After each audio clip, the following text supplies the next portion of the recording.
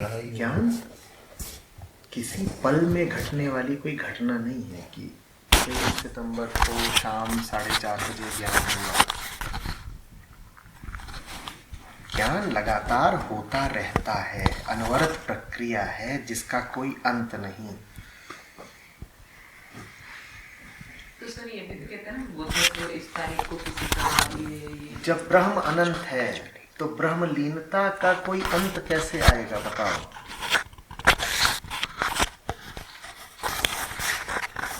जो अनंत है उसके सिरे पर कभी पहुंच पाओगे क्या?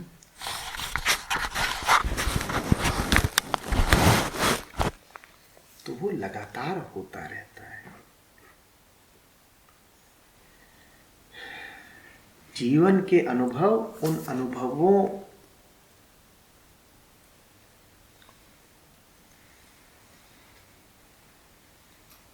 से सीखना,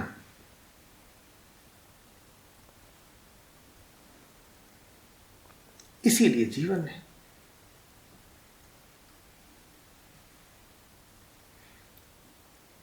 सीखते चलो अनुभवों से, सीखते चलो अनुभवों से, जब तक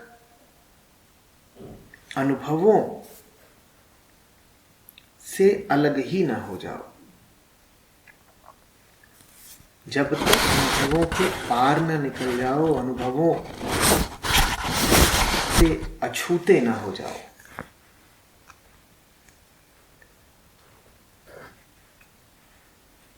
तो कोई एक नहीं अनुभव कि जवान थे तो कोई एक अनुभव हुआ तो ज्ञान हो गया, या कोई विशिष्ट घटना घटी, ऐसा कुछ नहीं। तो जो अनुभवों के पार गया उसमें और माइंड में कोई फर्क है? माइंड तो उन्हीं चीजों के पीछे ही भागेगा, उसे तो रूप। ये तुम आश्वस्त मत रहो।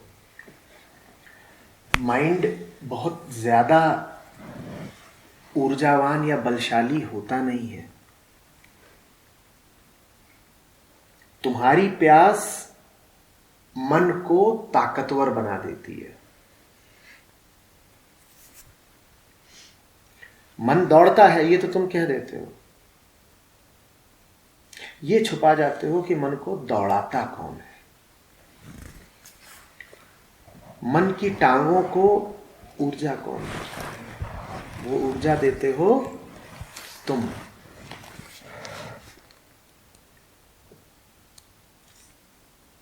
तो ऐसा नहीं है कि तुम समझदार होते जाओगे फिर भी मन चंचल ही रहेगा और पागल ही रहेगा। तुम मन से जैसे जैसे हटते जाते हो, मन वैसे वैसे शांत, संयमित, शालीन होता जाता है।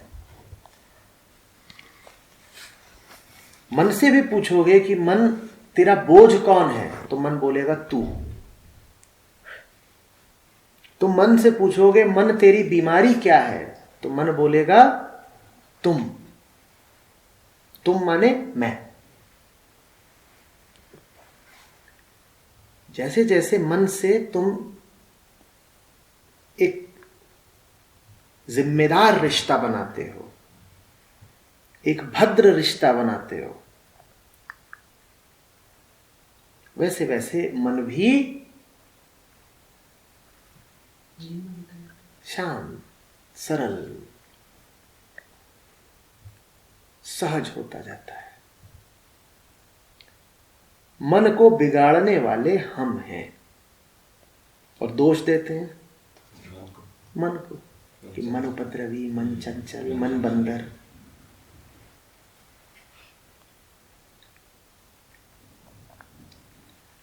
मन अहम की छाया मात्र है। अहम जितना विकृत होगा, अहम की छाया मन भी उतना विकृत होगा। और अहम का विकार है अपूर्णता। तुम जितना अपने आप को ये जताओगे कि मैं कमजोर हूं, दुखी हूं,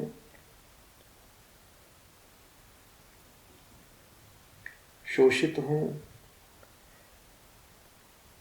उतना ज्यादा अहम भावना विकृत रहेगी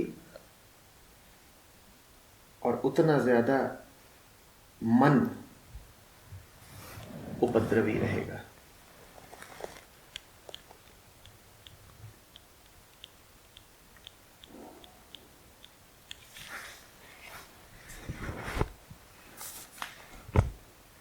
शायरी जी, पर जैसे हम शांत बैठे हैं, मज़ा आ रहा है, पर बॉडी को ना मूवमेंट करना चाहती है जैसे आप कहते हैं, पर उसके आगे घुटने टेकने ही पड़ते हैं, थोड़ी बहुत करनी पड़ जाती है। कर लो। मतलब फिर वो थोड़ी शांति में थोड़ा, तो ये कौन करवा रहा है फिर ये शरीर है। तुम्हें क्या लग रहा है कि तुम शरीर को बांध या थाम सकते हो?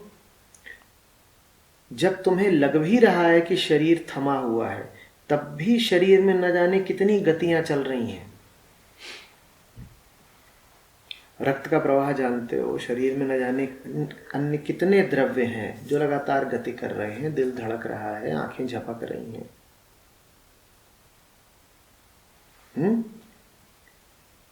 इन सबका भी तुम गतिमान होना रोक दो तो भी शरीर की एक एक कोशिका अपने आप में गतिशील है। शरीर तो अपनी गति में संलग्न है ही, तुम्हें उस पर पहरा नहीं बैठाना है, तुम्हें बस उसका समर्थन नहीं करना। तुम्हें यह नहीं कहना है कि शरीर की गति से तुम्हें कुछ लाभ हो जाएगा। जब तुम्हें लगने लगता है कि शरीर की गति के द्वारा तुम्हारी अपूर्णता मिट सकती है, तब तुम शरीर के समर्थन में आ जाते हो।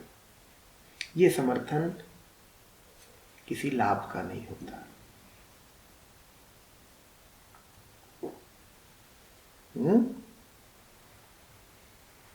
और एक सवाल है, जब भी मैं ध्यान करता हूँ मतलब तो आंख बंद करता हूँ, जैसे मतलब सिर मेरा डोलने सा लग जाता है थोड़ी। Is it okay? कोई लोग कभी कभार ध्यान करते हो इसलिए हो रहा है। मैंने ट्राई तो हर बार करता हूँ, होता कभी कभार। निरंतर ध्यान में रहो, फिर सर नहीं डोले।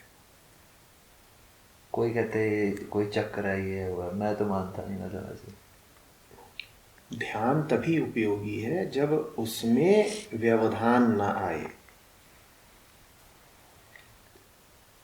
कभी कभार का ध्यान गड़बड़ खतरनाक हो जाता है। दिन में जो 1-8 घंटे का ध्यान होता है, ये उपयोगी कम, हानिकारक ज्यादा होता है। ध्यान को जीने का आधार बनाना पड़ता है।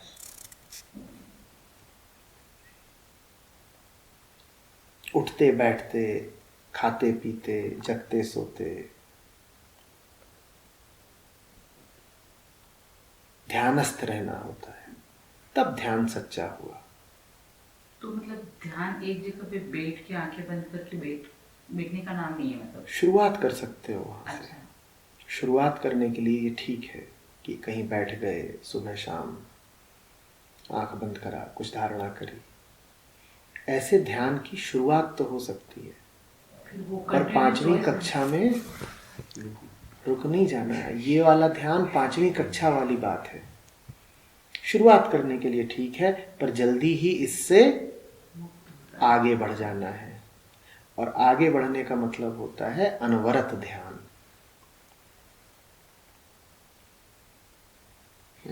अभी जैसे आपका वीडियो सुनते ना, आजकल मैं कुछ भी काम करती हूँ तो मैं वीडियो लगा देती हूँ, तो उस टाइम पे ऐसा ही महसूस होता है जैसे गहरा मेडिटेशन।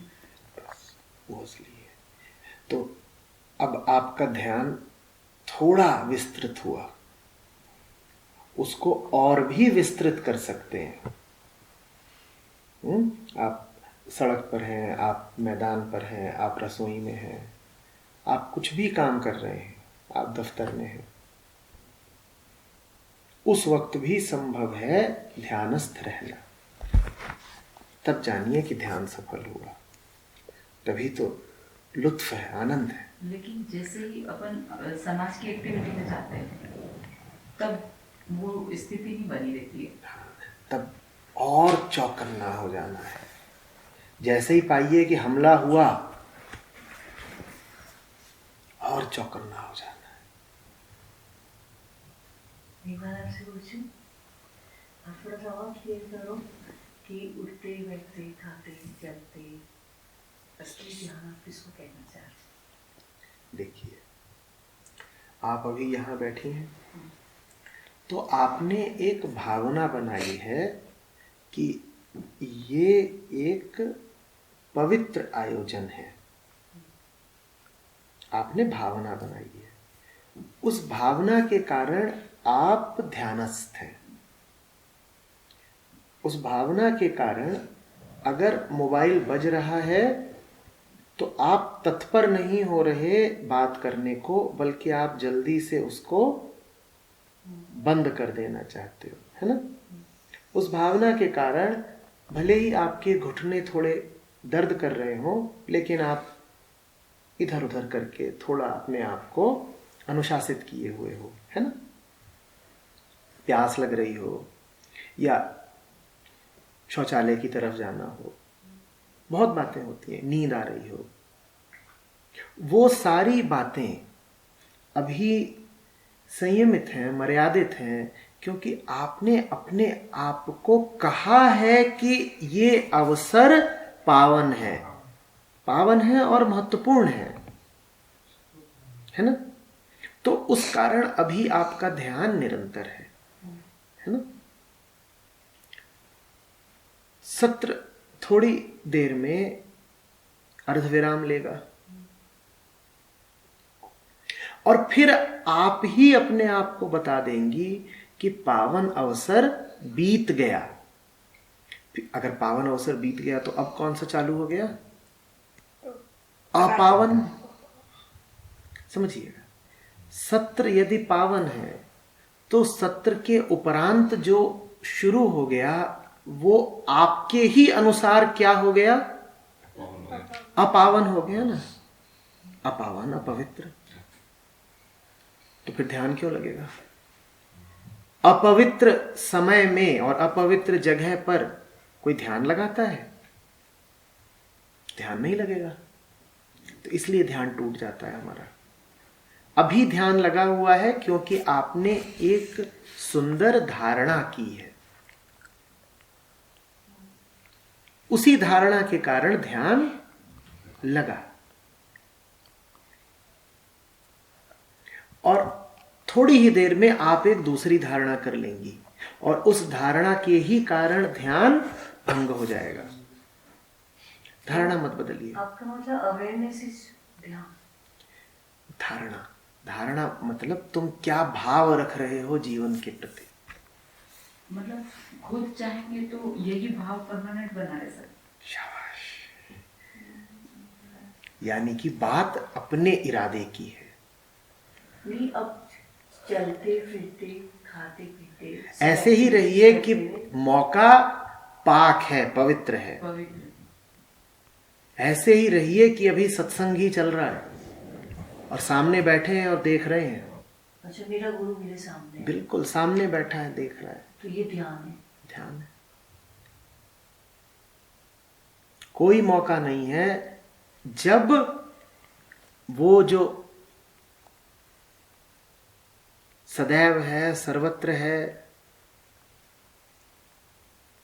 सदा है, सर्वथा और सर्वदा है, वो अनुपस्थित हो।